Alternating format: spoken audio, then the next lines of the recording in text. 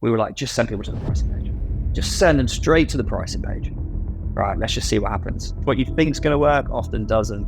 And what you don't think is going to work can work just as well as the things you think it will. How did you guys navigate that process? It's never a black or a white, right? And this is so important. And, it's almost something you have to go through yourself, but it's not a black or white, it's that perfect shade of gray. And what's really important is finding that perfect shade of gray for your business, where for us, actually what's best for us is doing a little bit of fulfillment. Andy Allen, welcome to the show. Thanks for having me. So let's kick things off. Last time we were speaking, you mentioned something called the perfect shade of gray when it comes to building a SaaS business. Now, I'm assuming you're not talking about another sequel to 50 Shades of Grey. So, Andy, when you're talking about a perfect shade of gray, what does that mean specifically? Yeah, I guess it's finding the balance between SaaS and SWAS. So SaaS, software as a service, SWAS, software with a service is how we've always kind of coined it. So we're a SEO platform, but where we're a little bit different to other SEO platforms is that we're built for people who don't know SEO. So most SEO platforms, they're used by people who know SEO, so SEO experts, agencies, consultants, etc. We've built it for the part of the market that don't know SEO. So small business users, small business marketers, right, typically. Now, our software is to do it yourself. So the idea being that they can use the software to do it themselves. A lot of customers though, I mean, we've been going for 6 years now. A lot of customers back in the day were like, can you just do it for us? All right, can you do it for us? Can you come in and just do the SEO for us? And when we were young as a business, and we didn't raise lots at the beginning, right? We had like a really small round at the beginning, like SEIS investment. We needed revenue. So we were like, yeah, go on then, we'll do that. We'll still focus on the software. Now that, for anyone that's done that before with a software business, that can grow quite quickly, right? It's almost like the software becomes a lead tool, right? In a way, right? If you do it a certain way. So that grew to be about like 35% of our revenue. Maybe a bit less, maybe 30% of our revenue. So 70% software, 30% services. But that's not really why we built the company, right? Why Kieran and I built the company is we wanted to be a software company. We've worked in agencies before. It wasn't a model that I particularly wanted to manage or grow a business in that. And we got investment. And as part of the investment, what they wanted was they wanted to invest into a software company, all right? Because that's the exciting part. That's the bit where the competition's low. And we were like, yeah, that's where we want to go as well, right? So we decided to stop selling. We called them done for you services. We decided to stop selling all of them, which was fine. And then that was about a year or so ago. And what's happened in the meantime is we've grown the software side of the business really nicely last year. So like 60% growth there in terms of like software only customers.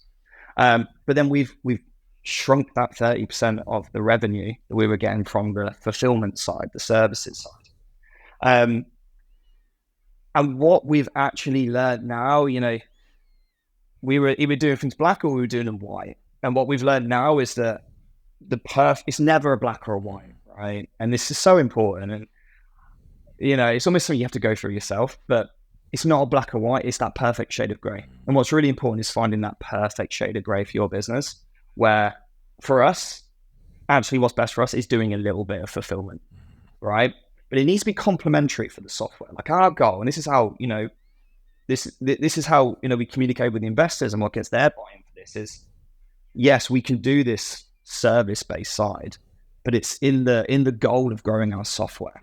So if we see that these services that we can provide actually support our goal, reduce retention on the software side, increase ARPU on the software side, then actually not only is it providing a service that our customers are asking for, right, it's meeting the demand, it's not only growing our revenue, but it's also growing towards our goal, right, of wanting to grow that software side of the business. They're not mutually exclusive. It actually supports that. So that's where the perfect shade of gray kind of came from. So that's where you draw the line then between, because I can understand there are a lot of people who start off with a service business, but they want to get off that roller coaster of, you get the client work, you do the client work, project's over, now you got to go find a new client. And so there's a real temptation, at least among agency owners that I've met, hey, one day we want to set up a software business so we can have a more predictable, repeatable revenue model. And at the same time, I've seen people start off with a software business and they get a lot of customers asking them to deliver services, or that there are services that they could deliver that would bring in a bit more revenue, and b, just legitimately be helpful to the customer to help them use the product, and reduce churn, and help them be more successful when they use the product. But I think it's a very fine balancing act between those two things. So it seems like you've found the line. Yeah. So am I correct in saying that you do services up until the point that it aids the software business, but that's where you draw the line? You don't go beyond that because then you're drifting back into building a service business. Yeah, I think another way to think about it is, do your services negate the need for the user to use the software? And if that's the case, and it doesn't enhance them using the software, or can be used to enhance you never know how they're going to use it, right? All customers are different, but if your services negate their need to use it, key parts of the platform, then that's not servicing or supporting your goal of growing the software side. So that's another way of kind of skinning the cat, really. Absolutely. Can you give us a bit of context? Just where are you sitting right now in terms of revenue, team size, etc., and what's been happening in your business over the last 12 months or so? Yeah, sure. So we are just shy of about $2 million ARR. We've got about 2,000 paying customers. We've got more customers. We've got some that don't pay, kind of legacy customers. Team size is 21. Yeah, 21. We're based here in the UK, and most or all of our staff, bar one's based in the UK. Mm-hmm. So they all kind of either all dotted around the UK, but we get most people in and around the office. The last year's been an exciting year for us. So beginning of last January, we got seed investment. Mm-hmm. So we kind of grew organically up to that point. We had very small rounds. We were on a startup accelerator 7 years ago. So little things to get us going, but we grew pretty much organically up until January of last year, and we were profitable at the time. So we'd grown its profitability, and we got to the point where we're like, we could continue profitability, or we could really scale. We could really scale this business, and we had an opportunity with an investment firm, and we thought, let's go for it. So that was the beginning of last year. So the last 12 months has just been is enacting out the strategy that we agreed with those guys, right? Which is to grow that software side of the business, reduce the services side. Although we've kind of found a grey now. We went from one extreme to the other. Now we're back in the middle, but still a very small part of the business. And launching the features and the products that will help us get to where ultimately we want to get to in terms of not just revenue and customer side, but where we want the product to be, right? What we want the product to ultimately be. And that's going to take a while, but we're knocking down some dominoes along the way. So that's kind of in the last year. What, out of curiosity, when you raise that investment round, like what percentage of it are you devoting to product, and what percentage are you devoting to customer acquisition? I can't remember the exact financial split, but it's probably around a half and half. Yeah, it's probably around a half and half. We really want to build out the development team, because that's obviously for all SaaS is a very key part. But then we also wanted to scale up the acquisition, and that required increased marketing spend, so increased budget, but then also increased hires, right? So we started hiring in the areas where we didn't have expertise in, so hire specialists in particular marketing roles, and to grow that out. So I'd say I've got a vision. There was a pie chart. There was like a pie chart that we did on one of the investment decks that had the split. It was around half and half or something like that. So yeah, it was fairly evenly balanced. That makes a lot of sense. Balanced. So an equal importance for each, really. It's not serious until there's a pie chart involved. So it was a 3D pie chart. It was 3D. Yeah, it's special. That gets me excited. So tell me a bit about the origin story. Let's dive back a little bit deeper. So when you were starting it, so you mentioned a co-founder, Kieran. Mm-hmm. So when you were starting out, so for those of you for anyone listening who has a co-founder or is thinking about getting a co-founder, one of the more interesting conversations is deciding on, who gets to be the CEO, who gets what equity stake and all that kind of stuff.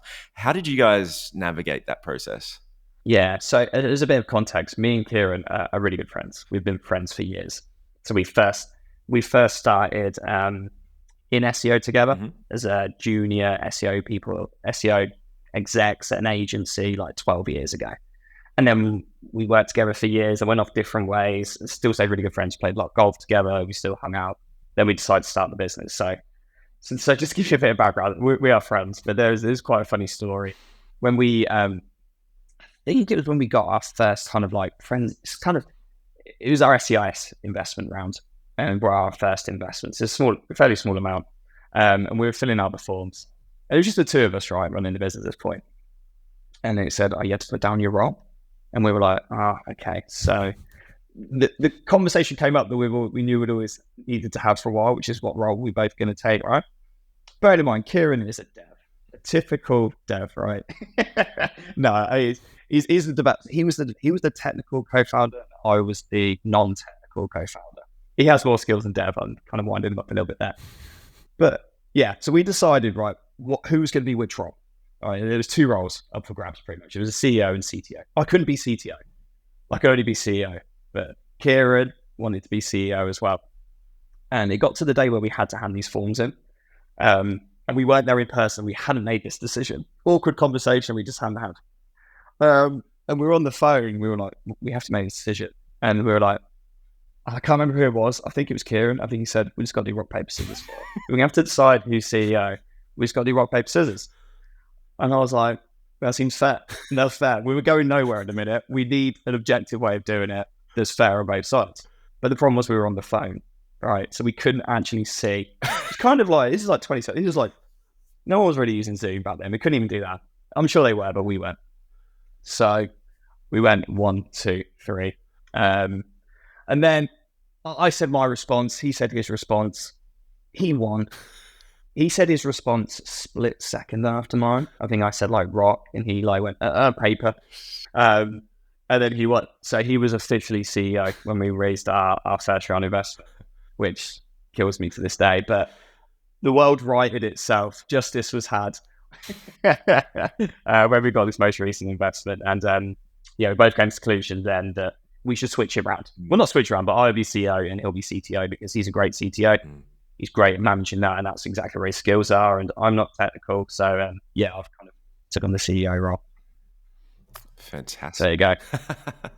Paper, scissors. I think some people think it's a lot more scientific than what it ever ends up being.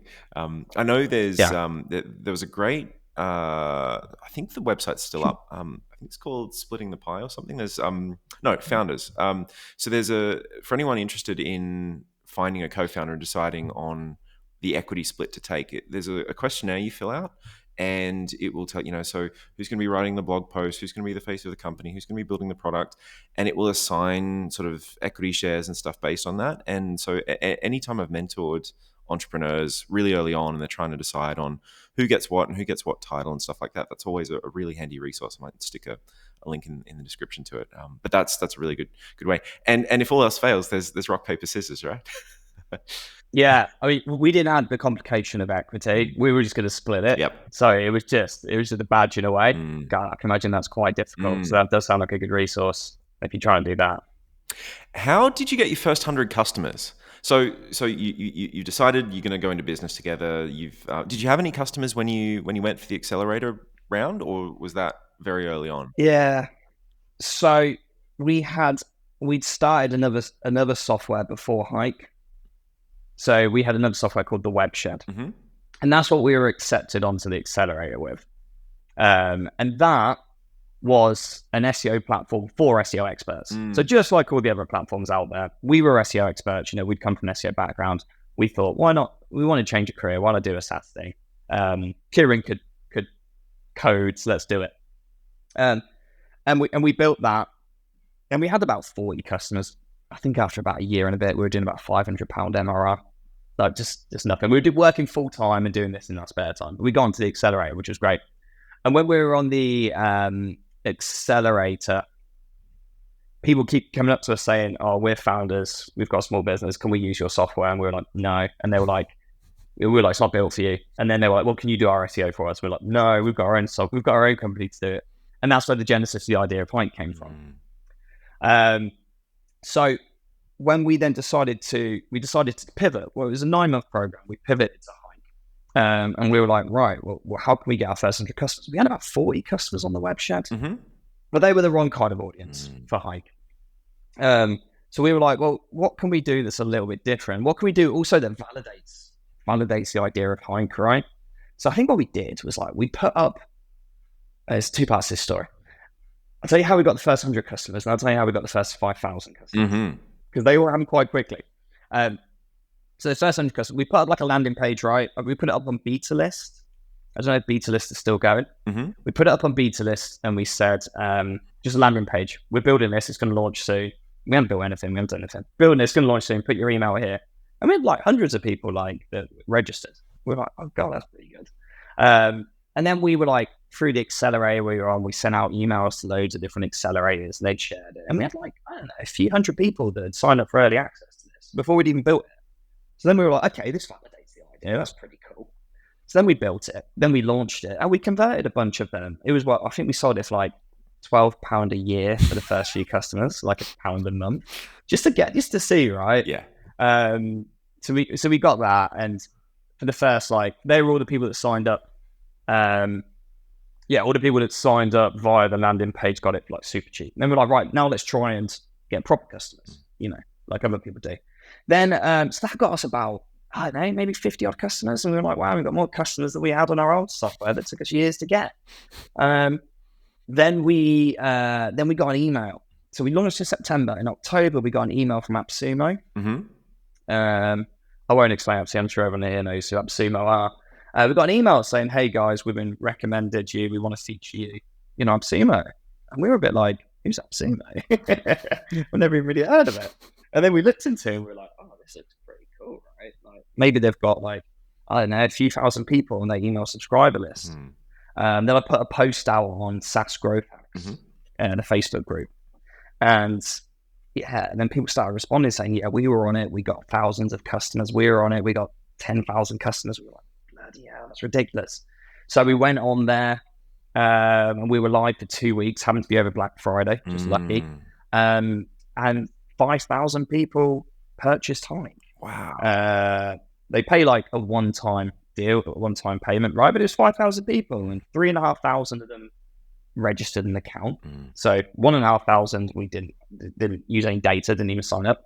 Of those 3,500, only about 1,500 used it more than once.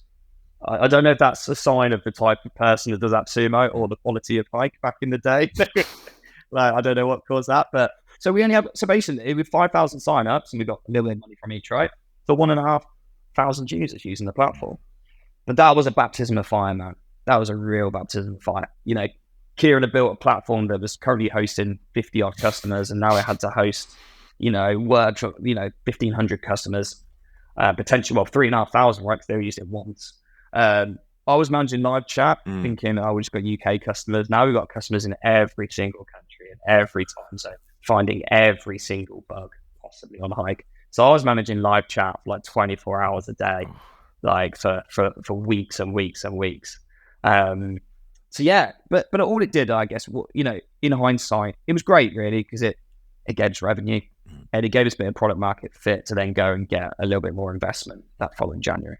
So yeah, that's the long story of how we got our first 100/5,000 customers. How did you go from the AppSumo launch to, because it's a one-time thing, right? They pay once and they get lifetime access. And I know a lot of SaaS founders get stuck at that point. They see a big influx of cash and they think, right, we're sorted now. But they struggle to then continue building the business and get people, move them onto either moving people from the AppSumo plan onto a recurring subscription, or being able to attract new customers, getting them to pay a recurring subscription fee as well. Like, did you go from, you use the AppSumo launch as leverage to help you raise a round of capital? Is that the way you used it? Or is there something else? Pretty much. Yeah, I don't think it was as tactical as that. I think we just saw an opportunity. We did it. We got a lump of cash, which was great. We got a lot of customer feedback. In hindsight, we were very immature at that point, right? We didn't have any plan to upsell them onto paid subscription plans, which I think in hindsight we probably would have done. But knowing the AppSumo audience, they don't they're the type of people that want to get these $50 lifetime deals. Very small percentage are using AppSumo as a way to find legit, platforms that they then want to go on and spend thousands over their lifetime, right? That's just the wrong type of audience. You're not going to get that much success, I don't think, but we could have got more recurring revenue if we were cleverer. But it was such a young product. So for us, it was more like, cool, we've got a lump of cash. That's good for me here, right? We could stop doing what we were doing. But then we used it that following Jan to get that, the first round of investment that we got, which was a small amount relatively, but that took us all the way up to last January. And then we just treated it as two sides of the business, really. We had the AppSumo guys, who were there providing feedback, getting the features, obviously, because we had to get them on features, getting feedback. But then we just went, no, okay, what's our strategy for acquiring customers and growing the subscription side of the business? There are almost two things in our head. Fantastic. Let's keep on with that theme of pricing. So do you lean more into annual pricing or monthly pricing now? And what's your experience with that been so far? There's a few different schools of thought on this. Yeah, and to be fair, we hadn't really. It's a very relevant question, very timely, because we hadn't really played around with monthly and annual. We've always had on that pricing page, you've got monthly and you've got annual. We'd always default to monthly. We've always had annual there, almost because we just had to have annual there. No one ever really signed up for it. It was like maybe 8 to 10% of signups per month would choose annual. So it wasn't really anything that we really thought of. It was almost just there to be an opposite to monthly, to help people sign up for monthly because they saw the annual, thought, oh, it's a big amount, we'll go for monthly instead. Didn't think anything more of it until last Black Friday. We thought we needed some ideas to run a Black Friday sale. We thought, well, why don't we do a discount on the annual? No one will take it up, but we'll just run a discount on the annual. And we didn't really even do anything right. So the annual before was 45% off. So all year round, we run if you sign up to annual, you get 45% off the monthly. We thought, well, let's just bump it up 5%, so it's 50%, right? And we'll run a sale on it. So we switched. So what we did then was we switched the pricing page to annual to showcase that offer. And we had a good amount of signups. We were like, that's surprising. That was a really good amount of signups during Black Friday, but it was 50% off. So I switched it back to 45%. And then I forgot to switch it back to monthly after Black Friday. So Black Friday weekend ended, and I was like, right, yeah, I'll switch it back to monthly. So it goes back to monthly. Completely forgot. So I think we noticed when we were like, oh, why is your annual sign-up still coming through? Like, we're still like, people sign up doing annual. How strange. And then the realization dawned. It was really strange. We were like, this is really good. We're getting like the conversion rate didn't really change too much, but we were getting annuals, and annuals are great for they were great. We were like, okay, we're getting all the revenue up front. That's fine. You have to manage it a little bit because you get hit on the MRR, right? You're getting your cost per acquisition is the same, let's say, or maybe a bit more because the conversion rate drops a little bit. But we actually got high lifetime value. So the churn on annual is so much lower than monthly.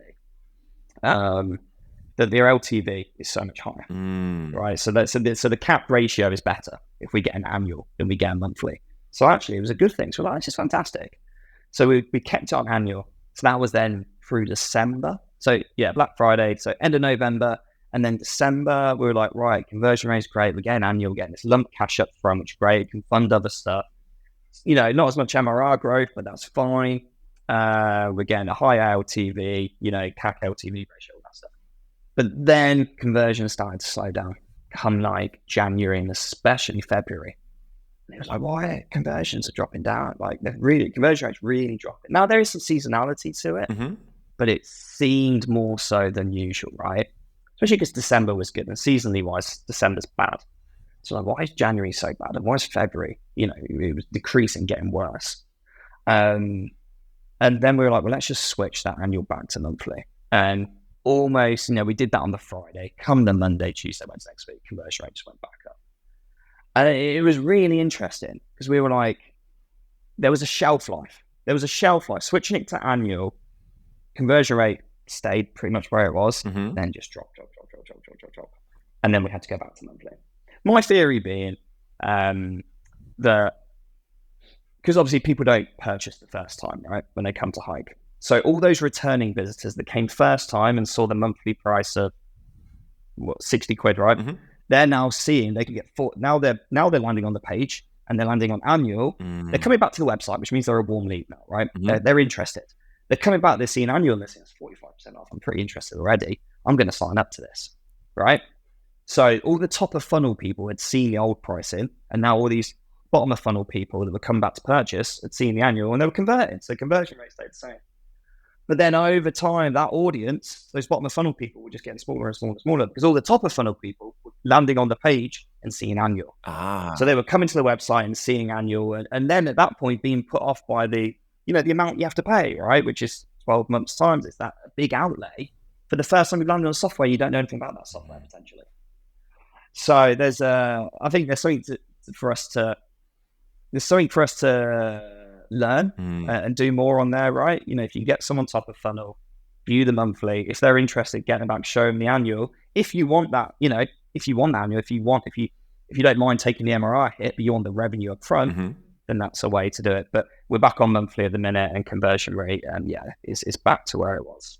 Is it almost high point? So is it almost as if there's a certain cohort there that people who have been to your pricing page, seen the monthly price, and then come back at a subsequent date and seen a pretty hefty discount on the annual, and that there's a certain pool of people, but you exhaust that pool of people, and once you get to that point, new people have come along, they've been to your website, they've seen the 45% off or the 50% off, and they've gone, come back a little bit later, and the price is still the same. So it's almost like that's the new normal.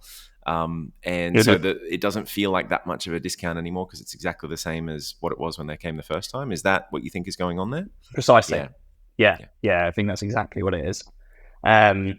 So whether, we could do retargeting, we could hit them with the annual, we could perhaps the website could adjust and identify if someone's been there once, 2, 3 times, they've got cookies, switch that page to annual price. I'm sure there's stuff that we could do there.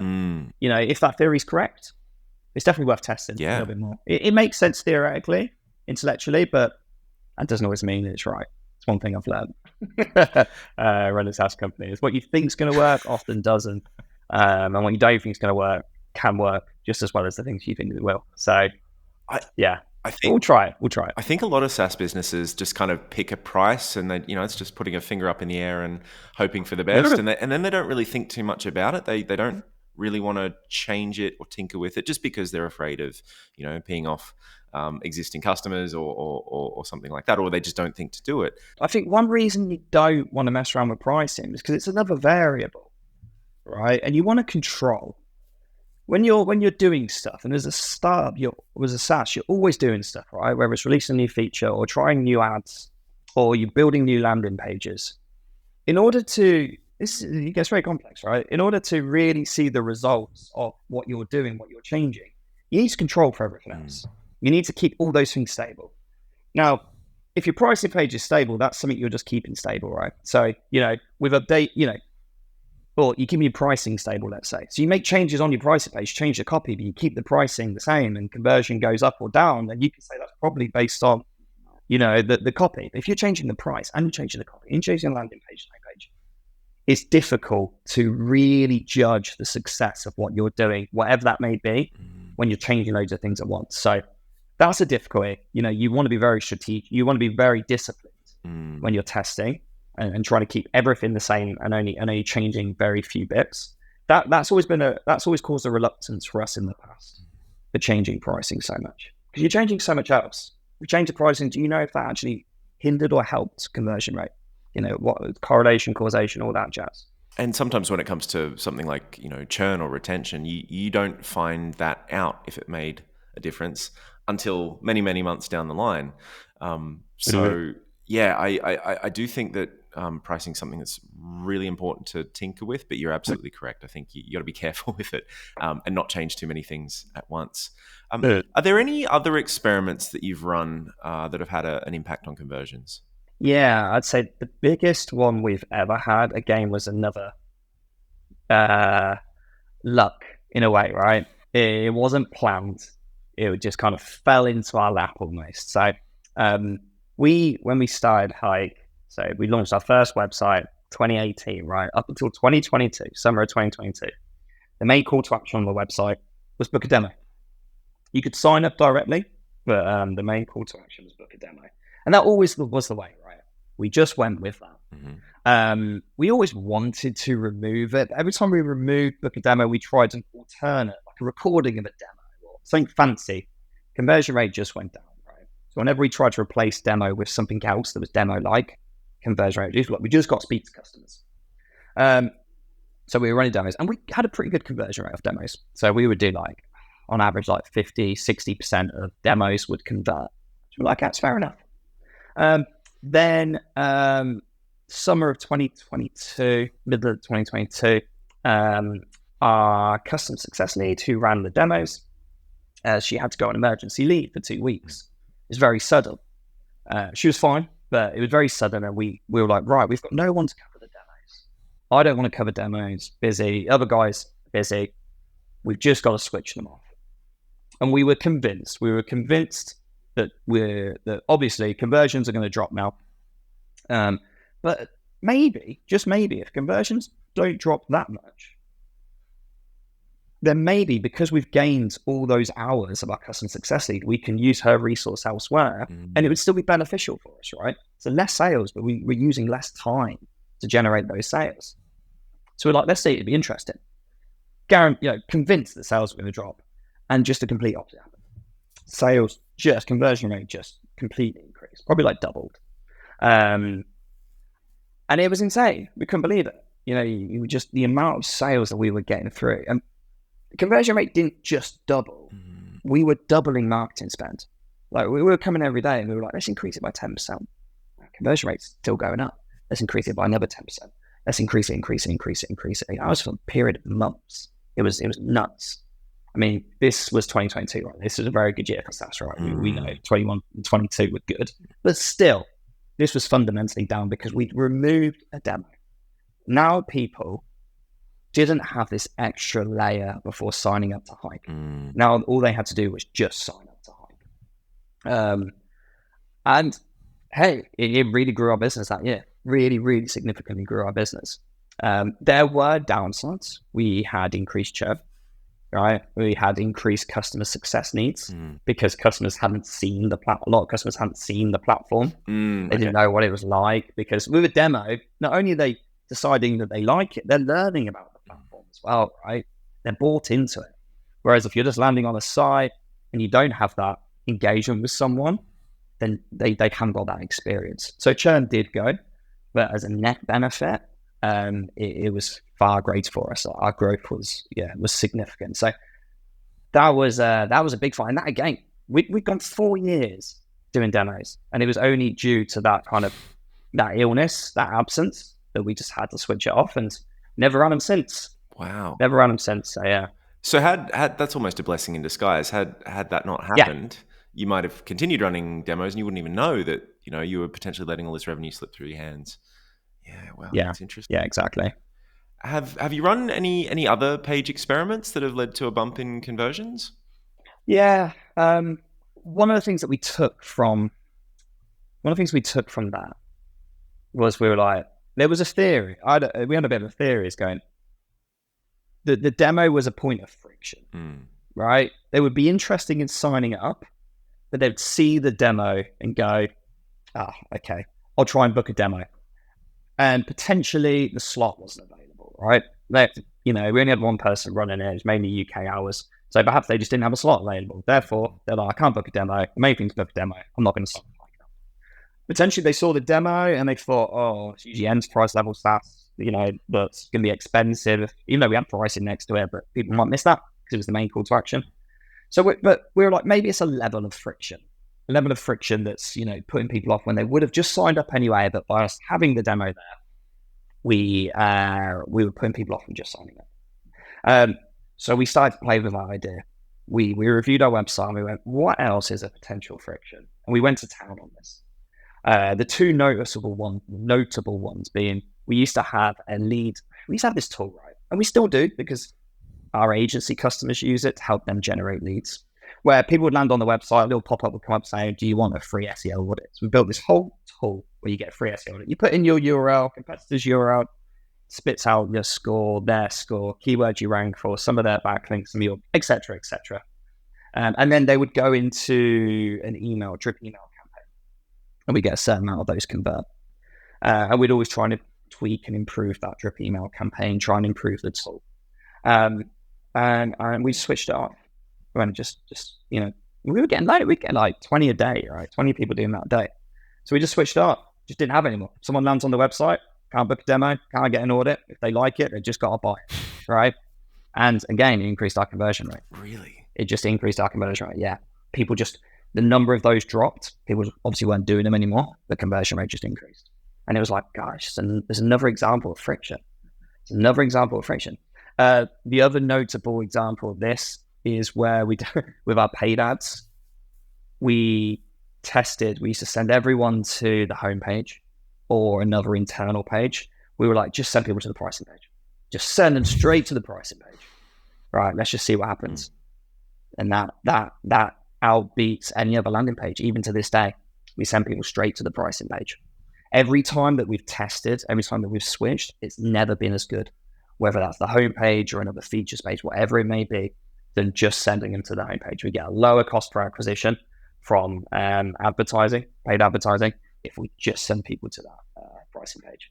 Now, I don't think they convert, but they just want to see what price is it, right? How much is this going to cost me?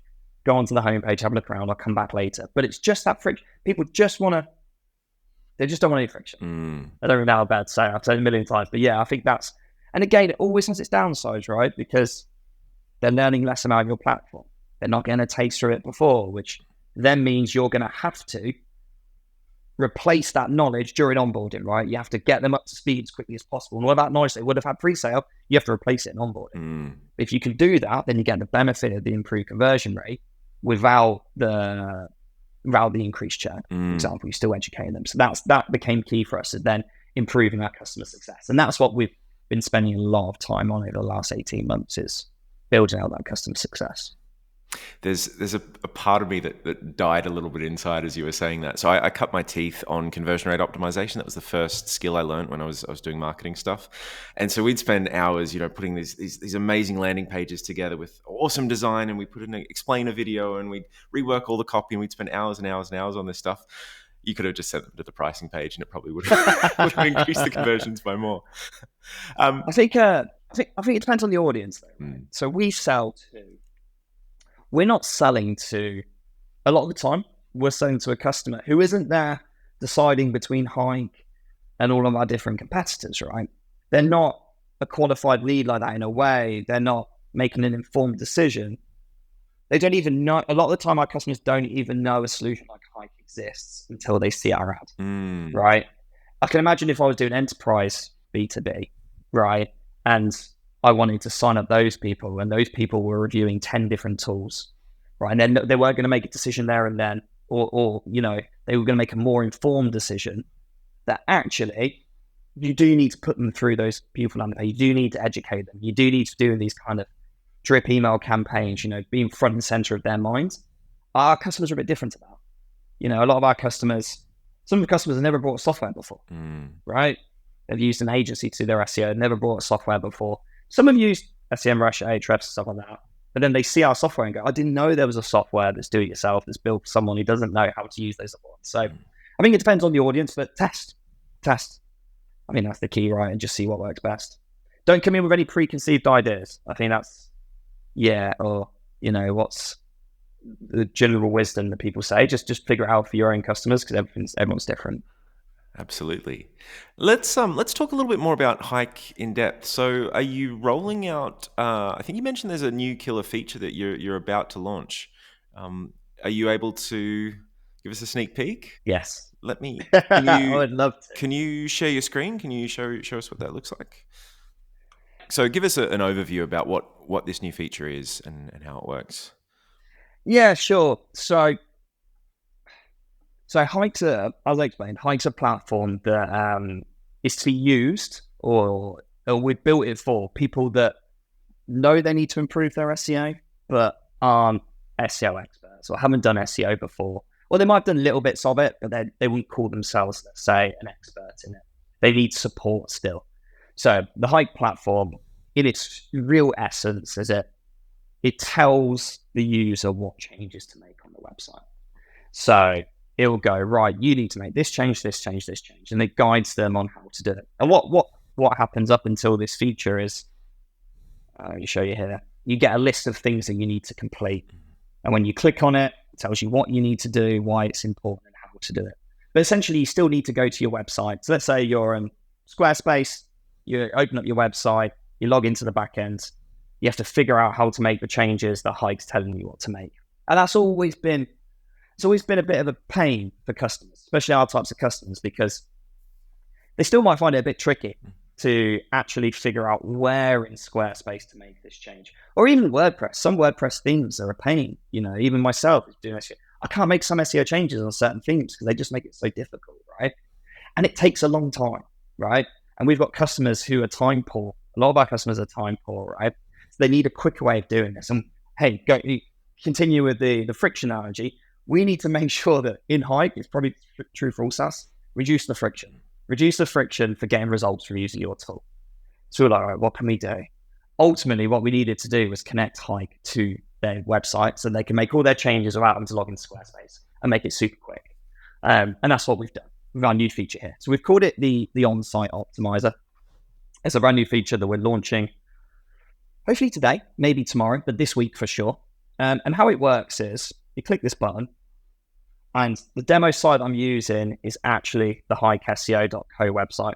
So I'm actually testing it on the Hike website, just to show the faith that we have, that we have in this tool, right? And what it essentially does is it loads your website, but it puts this overlay on top of it. So you can see, so this is the website. You can see there's this white bar at the top, this gray. You've got this. This is an overlay that we place on top of your website that brings through all the key Hike data. And what this tool allows you to do is not just bring it through, but it allows you to edit your website right here. So you don't have to go to the back end of Wix, Squarespace, WordPress, whatever. You can edit your website right here. So it's super quick doing your SEO, right? What used to take a long time is now going to be really, really quick. So I'll just show you some ways. You can have a look through all your pages, right? So we're on the homepage in a minute. It's a little 3 thing here. It says I've got 3 actions to this page. So I need to complete 3 actions. The 3 things that the platform says I need to do. Now, I can, if I want to edit this page, I just edit here in real time. So let's say, I'll change this to here. A software that puts SEO on easy mode, right? Yeah, so that puts that live because that's what it was before. But now let's, so that wasn't a very good example because that's pushed it back. Because I did a demo before and I changed its platform. So if I launch up the Hike website, the Hike website says a software that puts SEO on easy mode. So that's our website. If I want to change this now to a platform that puts SEO on easy mode, or let's say that puts SEO on easy, right?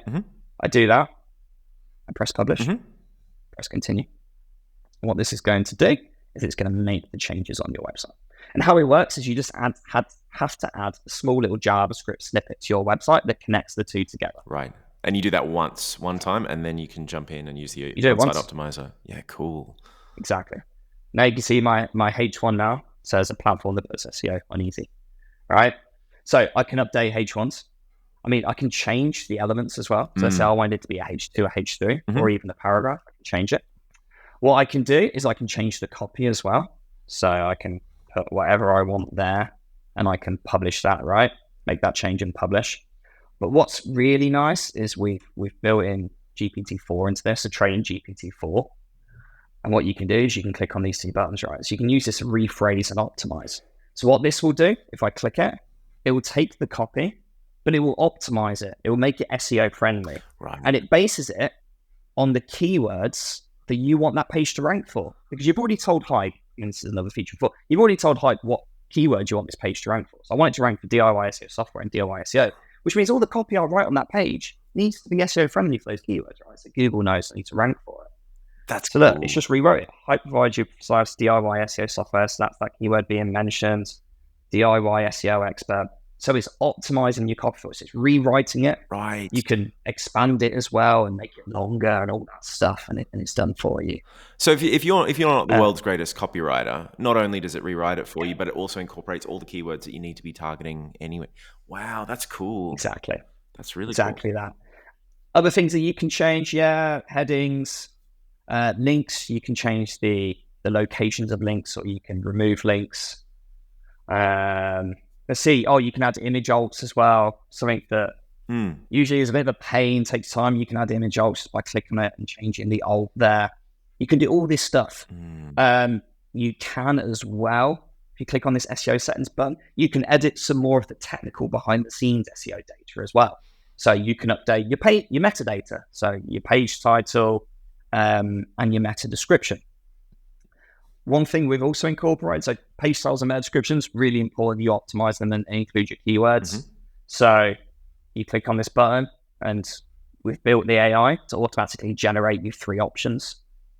So once this loads, it takes a bit of time, but what it'll do is it's going away, it's crafting 3 SEO-friendly page titles based, again, on the keywords you want to rank for, right? So DIY, SEO, and SEO software solutions. Okay, there's got all 3 of them in there because I've already used one before, and it will do the same for your meta description as well. Cool. It'll give you different meta descriptions, all optimized, because writing meta descriptions is a pain. It takes a long time, but it's also, you want to get that structure correct.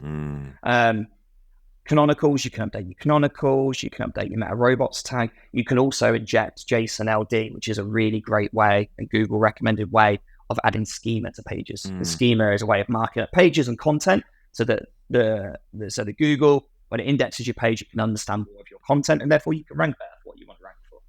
So you can update all of that as well through the on-site optimizer, and you just work your way through, right? I guess another thing to show is if you click this, you can see all of the actions that you need to create, all the actions you need to complete. So you don't have to go back and forth in between Hike. We're bringing it all into here as well, right? So I need to add missing alt on all of these images. I need to choose a new page title that's got my keywords set in it. But there's some things that you can't do in the platform, and we'll flag that here, right? So you have CSS files that need to be minified, so to help with page speed. That can't be done on the on-site optimizer. That needs to be completed within your own CMS, but we're still going to flag it here so that you know you need to go to your CMS and do some of these actions. So everything that you can do on site, you can do through the on-site optimizer. Anything that still needs to be done behind the scenes, it'll still tell you to do it, so you're not missing out on that. But it just speeds up everything and makes it. I think it's so much easier when you've got a visual edit. As someone who's not particularly technical, and I know a bit about SEO, but I'm by no means an expert. So having something visual like this seems like that would be a massive shortcut and save so much time. That looks awesome, man. That looks great. Absolutely. And if you ever want to revert it to original, click this. I'm going to do that now, just so I did a demo last week. I changed a bunch of stuff on the Hike website, and then I think I put like test at the end of like that copy. And then I went home afterwards to change it back. So I'm going to kind of do that. This just takes a second. So I'll stop sharing for the moment. But yeah, that's what that does. Be careful you don't make it. Be careful you don't make a change on the pricing page and start offering annual pricing again. Change the price, something like that. So Andy, just a couple of quick questions, mate. Just to wrap things up, if you could give one piece of advice to other SaaS founders, especially if they're selling to small businesses like Hike does, if they've got a SaaS plus service model like you guys do, what's one bit of advice that you give to anyone in that position? Selling to small businesses like we do is tough. It expects that small businesses, they require a lot of hand-holding. I think that's one thing key feedback about our audience is there's a lot of hand-holding required. So build that into your product. Either productize it or deliver it via service. We try to do a mixture of both. We have obviously the gray area, right? Where we have, the ways in which we can supplement them using the platform and getting the most out of it with these paid for services. But then also try and be clever in a way. AI is amazing now. So we've replicated the process of what the CS team used. Just give an example. A small business customer will come into the platform, and during onboarding, they'll complete some data, right? They'll fill out some fields, they'll set up the tool. Our customer success team used to go through, record videos, and give them feedback. We realized actually we could build an AI to do that. So we trained GPT-4 to basically replicate that. And yeah, it's not 100% right. It's not quite as good as one of our team doing it. But we can do it on scale, we can do it cheap, and we can provide it instantly, right? So there's a lot of hand holding for small businesses. Try and build that into your product somehow, and be aware of that. Rather than just assuming knowledge that they may or may not have, you got to make it as easy as possible. And time. Yeah. And time, right? They are time poor. So you need to reduce anything that's going to stop them from signing up, anything that's going to stop them from using the product. Just remove all of that. Even if it seems counterintuitive, just try it. You don't know what kind of results you'll get until you try it. You might be surprised. Andy, this has been fantastic, mate. For anyone listening who's interested in using Hike or interested in contacting you, what's the best way to get in touch?